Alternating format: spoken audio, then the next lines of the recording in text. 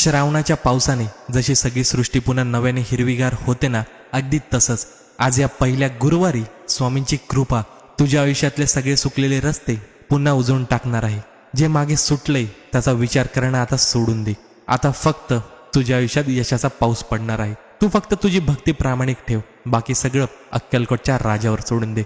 आज श्रावणातल्या पहिल्या दिवशी हा व्हिडिओ प्रत्येक स्वामी भक्तांपर्यंत पोहोचलाच पाहिजे. आणि आपल्या थॉट्स बाय निखिल या अकाउंटला फॉलो करून कमेंटमध्ये लिहून तर बघ, श्री स्वामी समर्थ.